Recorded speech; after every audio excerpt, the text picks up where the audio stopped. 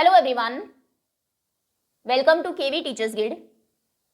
So students, this is second part of class 7th history chapter 7, tribes, nomads and settled communities.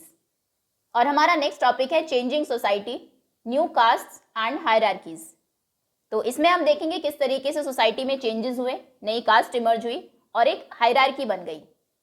As the economy and the needs of society grew, जैसे economy grow कर रही थी, society में रहने वाले लोगों की जरूरतें बढ़ रही थी, people with new skills were required, तो अभी नए स्किलफुल लोगों की जरूरत थी। स्मॉलर कास्ट और जातीज इमर्ज विद इन वर्णास। पहले हमने देखा सोसाइटी में सिर्फ 4 वर्ण होते थे, ब्राह्मण्स, क्षत्रिय, वैश्य और शूद्र। अभी इन वर्णों में भी बहुत सारी नई जाति इमर्ज हुई।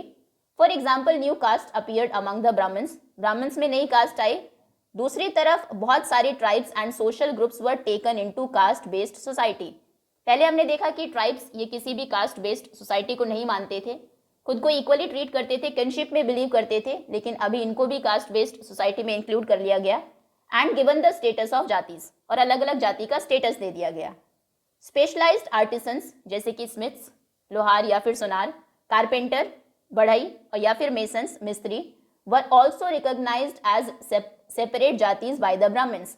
ब्राह्मण्स ने जो आर्टिसंस थे, जो किसी आर्ट का काम कर रहे थे, उनको भी एक जाति बना दिया। जैसे कि ये बढ़ई जाति है तो इस जाति के सभी लोग वही काम करेंगे। Jatis rather than varna became the basis for organising society. तो ब्राह्मण्स जिन्होंने पहले सोसाइटी को वर्ण में डिवाइड किया हुआ था, अभी क्या डिवीजन का बेस था, अब डिवीजन का बेस हो गया जाति। नेक्स्ट इंफॉर्मेशन दी है डेलिब्रेशंस ऑन जाति, जाति पर किस तरीके से डिस्कशन होता था। A 12th century inscription from उय्याकोंडन उदयार इन त्रिचिपल्ली तालुक, जो कि प्रेजेंट डे तमिलनाडु में है, डिस्क्राइब द डेलिब्रेशंस इन अ सभा ऑफ ब्राह्मण्स। ब्राह्मण्स की एक सभा में, सभा के बारे में हमने सेकेंड चैप्टर में रीड किया था। जाति के काम पर कैसे वहां पर डिस्कशन हो रहा है ये आपको दिया हुआ है। They deliberated on the status of group known as rathakaras, literally chariot makers. तो जो रथ बनाने वाले थे, रथकार्स थे, उनके जाति का क्या सोशल स्टेटस होगा सोसाइटी में, क्या वो काम करेंगे, उस पर डिस्कशन ब्राह्मण्स कर रहे हैं। They laid down their occupation, उन्होंने उनका काम बताया। Which were to include architecture, building coaches and chariots, building बनाएंगे, रथ बनाएंगे, उनके कोचेस बनाएंगे। Erecting gateways for temples with images in them, temple के जो गेट हैं उनके ऊपर इमेजेस को इरेक्ट करेंगे। Preparing wooden equipments use to perform sacrifice, यज्ञ करने के लिए जो वुडन इक्विपमेंट्स की जरूरत है उनको वो बनाएंगे, प्रिपेयर करेंगे। बिल्डिंग मंडपास, मंडप बनाएंगे। Making jewels for the king, king के लिए जूल्स बनाएंगे। तो इस तरीके से ब्राह्मण्स ही थे जो डिसाइड करते थे जाति का क्या सोशल स्टेटस होगा और उस जाति के लोग क्या काम करेंगे। Among the Kshatriyas new Rajput clans became powerful by the 11th and 12th century. 11th और 12th सेंचुरी में क्षत्रियों में अगर हम देखें, नए राजपूत क्लान्स थे जो पावरफुल हो गए। दे बिलोंग टू डिफरेंट लीनियजेस, अब अलग अलग लीनियज के थे, वंशों के ये थे। कुछ इनमें से हुन थे, चंदेल्स थे, चालुक्यास थे and others.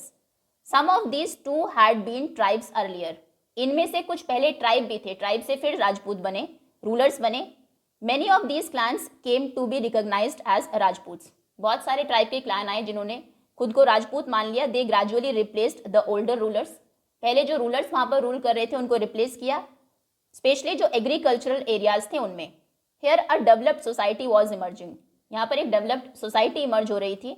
And rulers use their wealth to create powerful states, rulers ने अपनी वेल्थ को यूज किया एक पावरफुल स्टेट को क्रिएट करने में।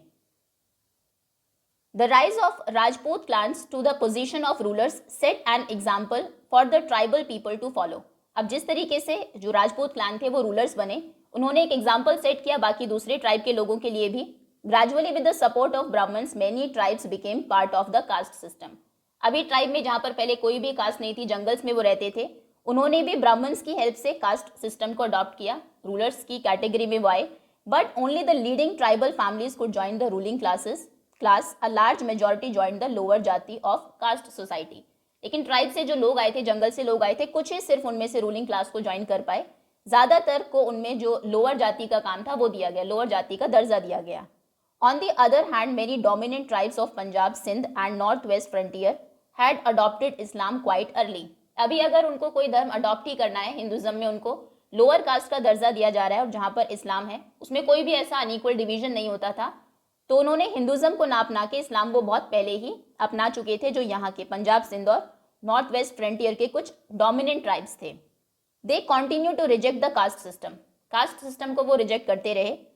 The unequal social order prescribed by orthodox Hinduism was not widely accepted in these areas, इन areas में जो एक डिवीजन था कास्ट सिस्टम का, लोगों ने उसको एक्सेप्ट नहीं किया।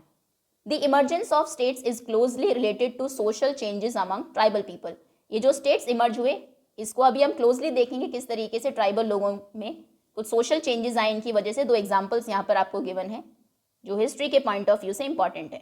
पिक्चर देखते हैं पहले, ये एक गोंड वुमेन की पिक्चर दी है, गॉन्ड्स के बारे में ही अभी हम रीड करने वाले हैं। फिर शिफ्टिंग कल्टीवेशन दिया, इसको हम पहले भी रीड कर चुके हैं। इसमें ट्रीज और बुशेस को कट किया जाता है, फॉरेस्टेड एरिया में बर्न किया जाता है, जलाया जाता है। मानते हैं कि उनकी जो ऐश है वो फर्टाइल करती है लैंड को। उसके बाद क्रॉप को सो किया जाता है, उगाया जाता है। कुछ टाइम के बाद जब लैंड अपनी फर्टिलिटी लूज करती है तो फिर इसको छोड़ के दूसरे प्लॉट ऑफ लैंड पर चले जाते हैं। उसके बाद कुछ सालों के बाद ये फिर से अपनी फर्टिलिटी रिगेन करती हैं तो वापस यहीं पर आ जाते हैं। इसे बोलते हैं shifting cultivation. Now the Gonds, the Gonds lived in a vast forested region called Gondwana. अभी इस गोंडवाना को वो ज्योग्राफी वाले गोंडवाना से कंफ्यूज नहीं करना है जो पांजिया से अलग हुआ था। गोंडवाना का मतलब है कंट्री इनहैबिटेड बाय गॉन्ड्स, वो प्लेस जहाँ पर गॉन्ड्स रहते थे। तो ये एक लार्ज फॉरेस्टेड रीजन में रहते थे जिसे गोंडवाना कहते थे। ये ऊपर मैप में भी हमने देखा था, ये है गोंडवाना। और प्रेजेंटली किन किन स्टेट्स में ये फैला हुआ था? गॉन्ड्स थे छत्तीसगढ़, मध्य प्रदेश, महाराष्ट्र एंड आंध्र प्रदेश में। And they practised shifting cultivation, shifting cultivation ये करते थे। The large Gond tribe was further divided into many smaller clans.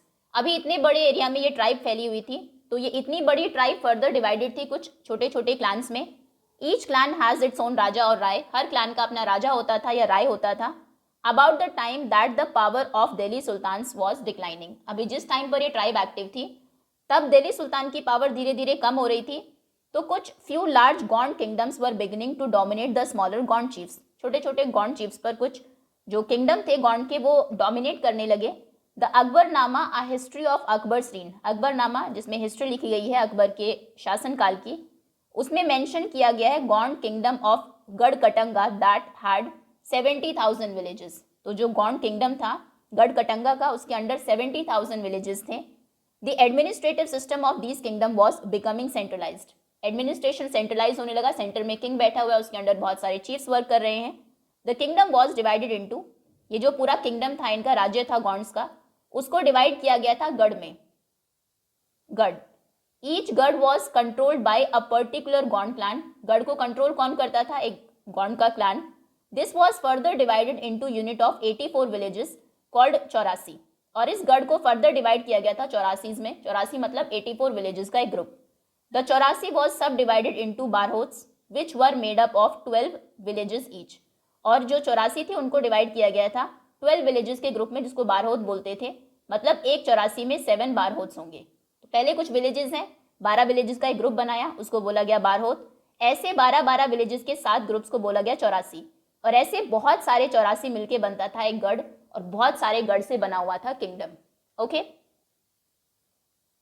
Now the emergence of large states change the nature of Gond society. इतने बड़े बड़े स्टेट्स जब बनने लगे इसने गॉन्ड सोसाइटी के जो बेसिक नेचर था उसी को ही चेंज कर दिया। Their basically equal society gradually got divided into unequal social classes, पहले इक्वल हुआ करते थे, अब इसमें भी बहुत सारी अनइक्वल सोशल क्लासेस इमर्ज होने लगी।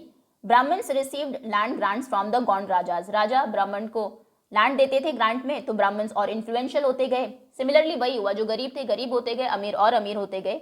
Gond chiefs now wish to be recognised as Rajputs, अभी गॉन्ड चीफ्स चाहते थे उनको राजपूत के जैसा माना जाए। सो अमन दास जो गॉन्ड राजा थे गढ़कटंगा के, अज्यूम द टाइटल ऑफ संग्राम शाह, उन्होंने खुद को टाइटल दिया संग्राम शाह का। उनके सन दलपत ने शादी की married princess Durgavati, important name है, अकबर वाले चैप्टर में इनके बारे में हमने रीड भी किया है। द डॉटर ऑफ साल बाहन the Chandel Rajput Raja of Mahoba, Mahoba के राजा की ये डॉटर थी दुर्गावती, इनकी शादी हुई दलपत से जो कि गढ़कटंगा के राजा अमनदास के बेटे थे। दलपत हाउएवर डाइड अर्ली, इनकी डेथ बहुत जल्दी हो गई। Rani Durgavati was very capable and started ruling on behalf of her 5-year-old son. 5 साल के बेटे के बिहाफ पर दुर्गावती ने रूल करना स्टार्ट किया। बेटे का नाम था Vir Narayan. Under her the kingdom became even more extensive. इनके रूलिंग पीरियड के अंडर जो किंगडम था वो और ज़्यादा एक्सटेंड हुआ। In 1565 the Mughal forces under Asaf Khan attacked Garhakatanga. So 1565 में इस टाइम पर अकबर रूल कर रहे थे, उनका रूलिंग पीरियड था 1556 से 1605 तक।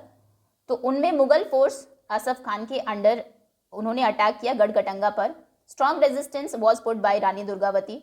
शी वॉज डिफीटेड, हालांकि वो हार गई, and prefer to die rather than surrender. Surrender उन्होंने नहीं किया। अकबर ने इनकी तारीफ भी की थी, जो चैप्टर है मुगल्स वाला उसमें हमने देखा था, लेकिन सरेंडर नहीं किया, उन्होंने मरना ज़्यादा पसंद किया। Her son too died fighting soon after. उसके बाद जल्दी ही उनके सन की भी डेथ हो गई फाइट करते करते।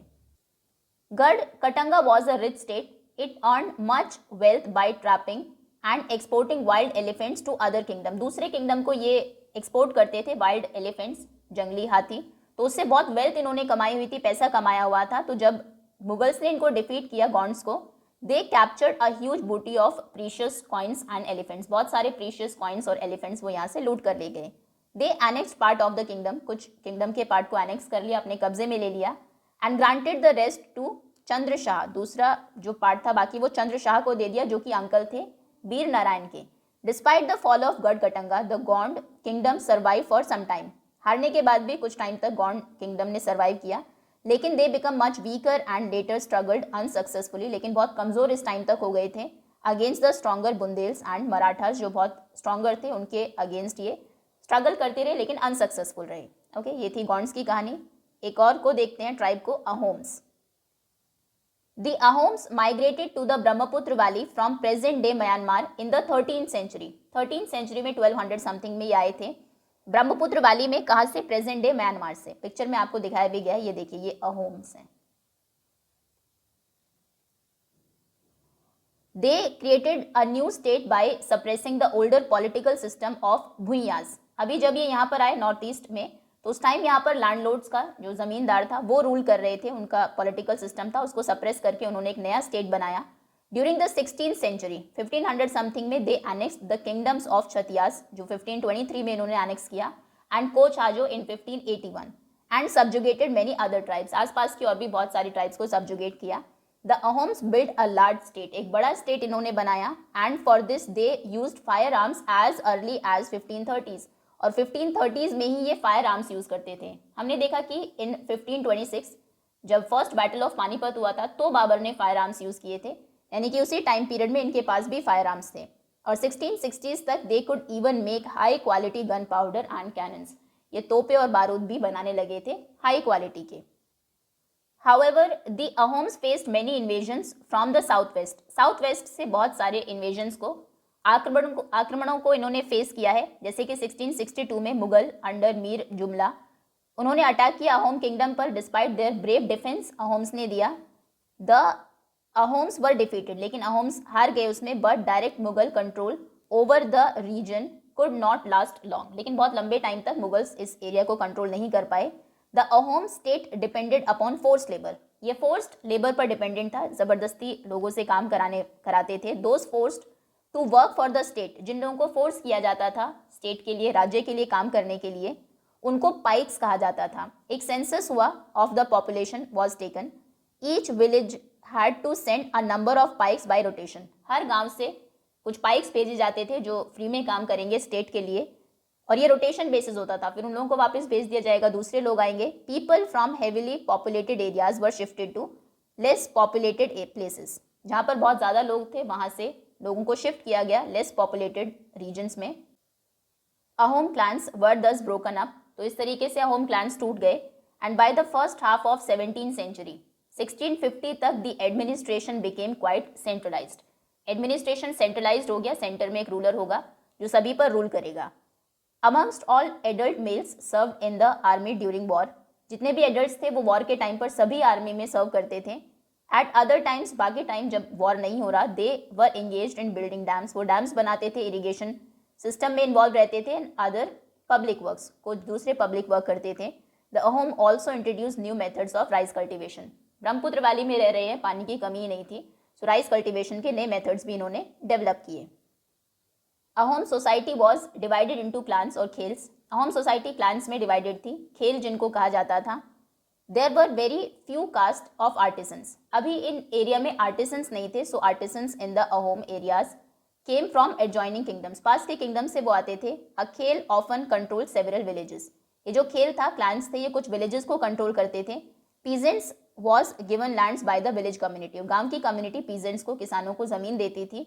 Even the king could not take it away without the community's consent. और जो जमीन एक किसान को दी गई है, राजा भी उसको वापस नहीं ले सकता था कम्युनिटी की कंसेंट के बिना, उनकी सहमति के बिना। Originally the Ahom worshipped their own tribal gods. तो ओरिजिनली ये अपने जो ट्राइबल गॉड्स थे उन्हीं को ही वर्शिप करते थे, उनकी पूजा करते थे। During the first half of 17th century however the influence of Brahmins increased. Brahmins का इन्फ्लुएंस तो पूरे कॉन्टिनेंट पर ही रहा है, तो यहाँ पर भी 17th सेंचुरी में, फर्स्ट हाफ में 1650 तक ब्राह्मण्स का जो इन्फ्लुएंस था वो देखने को मिला। Temples and Brahmins were granted land by the kings. राजा टेम्पल्स को, ब्राह्मण्स को लैंड देते थे। ब्रह्मदेव स्टार्ट हो गया। इन द रीन ऑफ सिब साहिब। सिब साहिब के शासन में, जिन्होंने 1714 से 1744 तक रूल किया है, Hinduism became the pre dominant religion. Hinduism एक प्री डोमिनेंट रिलीजन, एक धर्म बन गया। But the Ahom Kings did not completely give up there traditional beliefs after adopting Hinduism. Hinduism को अडॉप्ट करने के बाद भी पूरे तरीके से इनका जो ट्रेडिशनल बिलीफ्स थे उनको उन्होंने, राजा ने नहीं छोड़ा। Ahom society was very sophisticated. बहुत सोफिस्टिकेटेड थी अहोम सोसाइटी, कल्चर वाइज बहुत नॉलेजेबल थी, एक्सपीरियंस थी। Poets and scholars were given land grants. Poets को, स्कॉलर्स को लैंड ग्रांट्स दिए जाते थे। थिएटर को एनकरेज किया गया। इंपॉर्टेंट वर्क संस्कृत का जो था उसको ट्रांसलेट किया गया लोकल लैंग्वेज में। Historical works known as buranjis were also written. Historical works भी लिखे गए, हिस्ट्री में क्या काम हुए हैं, जिनको बुरांजी के नाम से जाना जाता है। पहले ये अहोम लैंग्वेज में लिखे गए और बाद में असमीज में। ओके, तो ये आपका चैप्टर, अभी कंक्लूजन क्या है चैप्टर का। Considerable social change took place in the subcontinent during the period we have been examining. जिस पीरियड को हम एग्जामिन कर रहे थे उसमें बहुत इंपॉर्टेंट सोशल चेंजेस आए इंडियन सब कॉन्टिनेंट में। वर्ण बेस्ड सोसाइटी और ट्राइबल लोग जो थे वो आपस में इंटरेक्ट किया उन्होंने। इस इंटरेक्शन की वजह से दोनों ही सोसाइटी में ने आपस में अडाप्ट किया, दोनों में ही कुछ चेंजेस आए। बहुत सारे different tribes and they took up diverse livelihood. कुछ उनमें से राजा बने ट्राइब्स, कुछ ने जो जाति सिस्टम है उसको अडॉप्ट किया, कुछ ने इस्लाम को अडॉप्ट किया। Over a period of time many of them merged with cast based society में मिल गए वो ट्राइब के लोग। Others however rejected both the caste system and Orthodox Hinduism. कुछ ने दोनों को ही रिजेक्ट किया। कुछ ट्राइब ने स्टैब्लिश किए extensive states with well organised system of administration. So वो फिर पॉलिटिकली बहुत पावरफुल बन गए। This brought them into conflict. उसकी वजह से उनके कॉन्फ्लिक्ट हुए कुछ मोर कॉम्प्लेक्स और लार्जर जो किंगडम्स थे, एम्पायर्स थे, उनके साथ। ओके, अभी एल्सवेयर में देखते हैं। वैसे इस बार ये सिलेबस के बाहर है। Mongols. Find Mongolia in your Atlas. ये वर्ल्ड मैप है and this is Mongolia. The best known pastoral and hunter-gatherer tribe in history were the Mongols. सबसे फेमस पैस्ट्रल और हंटर गैदरर ट्राइब जो है वो मंगोल्स थे। They inhabited the grassland steppes of Central Asia. Central Asia के grassland steppes में वो रहते थे और उसके जो फर्दर नॉर्थ में फॉरेस्टेड एरिया है वहाँ पर। अभी 1206 में आएंगे गेंगिस खान या चंगेज खान भी इनको बोलते हैं। एक बहुत ही पावरफुल और रिवोल्यूशनरी लीडर ये थे। ये यूनाइट करेंगे मंगोल्स को, टर्किश ट्राइब्स को, एक पावरफुल मिलिट्री फोर्स बनाएंगे। At the time of his death, इनकी डेथ होती है 1227 में। He was the ruler of extensive territories. एक बहुत एक्सटेंडेड रीजन पर वो रूल कर रहे थे इस टाइम पर जब उनकी डेथ हुई। उनके जो सक्सेसर्स थे उन्होंने एक वास्ट एम्पायर क्रिएट किया at different point of time. It include part of Russia. अलग अलग पॉइंट ऑफ टाइम पर रशिया के कुछ पार्ट्स पर भी इन्होंने रूल किया, ईस्टर्न यूरोप में and also China and much of west Asia. The Mongol had well organised military इनके पास थी, एडमिनिस्ट्रेटिव सिस्टम था। They were based on the support of different ethnic and religious groups. Okay, so that's all students. इसी के साथ chapter over होता है। Thank you so much for watching.